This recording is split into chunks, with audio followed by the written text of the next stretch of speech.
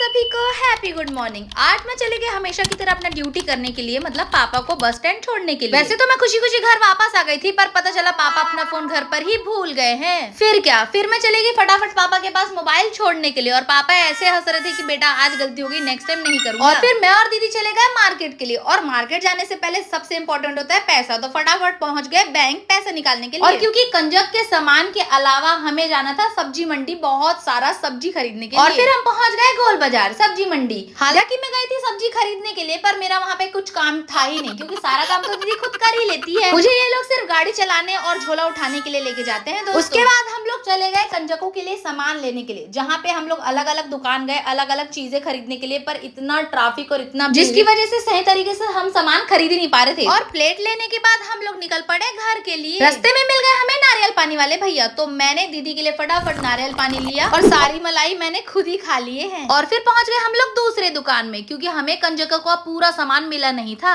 क्योंकि हर साल लंगूर जी को सिर्फ नॉर्मल चीज देते हैं, तो इस बार मैंने डिसाइड किया कि इस बार उनके लिए कुछ अच्छा सा लूंगी। और फटाफट सारा खरीदारी करने के बाद मैं और दीदी निकल पड़े मोटी दीदी के खाना खाने के लिए, क्योंकि मोटी दीदी आज कंजक खिलाई है, इसलिए आज दोपहर का खाना उन्हीं के घर में था। और फिर मैं चली गई बस स्टैंड पापा को घर वापस लाने के लिए, क्योंकि आज पापा की ऑफिस की छुट्टी थोड़ी जल्दी हो गई थी। फिर मैं और मम्मी फटाफट सामान पैक कर हम लोग निकल पड़े दुकान के लिए, और उस रास्ते में मिला इस भयंकर सा एक्सीडेंट, जिसकी वजह से रोड काफी ज्यादा जाम हो गया था। तो मैं और मम्मी पूरे 15 से 20 मिनट वेट करें कि कब रोड खाली होगा, और फाइनली रोड खाली हो ही गया। और आज जैसे ही शॉप पहुंचे वैसे ही शुरू हो गई थी बारिश, तो हम कर रहे थे बारिश का वेट। आज ना दुकानदारी उतनी खास थी नहीं, क्योंकि अभी अष्टमी नवमी और दशहरे तक थोड़ा ऐसे ही रहने वाला है। फिर हम लोगों ने कर ली थोड़ी बहुत हंसी ठिठोली, क्योंकि सैड होने से तो कुछ होना जाना है नहीं, और बस मैं मम्मी का मुस्कुराता चेहरा देख लूं तो सब ठीक हो ही जाता है। आज हमारे शॉप में आया था आदि, वो भी बहुत क्यूट है। और फिर आ गए थे अंकल की पूरी फैमिली, वो भी डायरेक्ट मेला से यहाँ। देखो कितना अच्छा अच्छा खिलौना इन लोगों ने लिया, और पूची ने लिया है गन, और नंदो ने लिया है कुछ स्प्रिंग करने वाला, जो कि बहुत अच्छा लग रहा था सामने से। हालांकि हम लोग बहुत सैड थे, पर जैसे ये लोग आए हमारे बीच आ गई बहुत सारी खुशी। वैसे तो समय हो गया था दुकान बढ़ाने का, पर क्या ही करे, बारिश तो आज हमारा पीछा छोड़ ही नहीं रही है। एक तो बारिश, और प्लस सेकंड किसी ने हमारे शॉप में रखवाया था अपना एक बॉक्स, जो कि वो वापस लेने आने वाले थे, पर हम उनका वेट करते करते इतना थक गए थे, फिर फाइनली वो लोग आ गए अपना बॉक्स लेने के लिए। और बारिश रुकते ही फटाफट मैं आ गई घर, और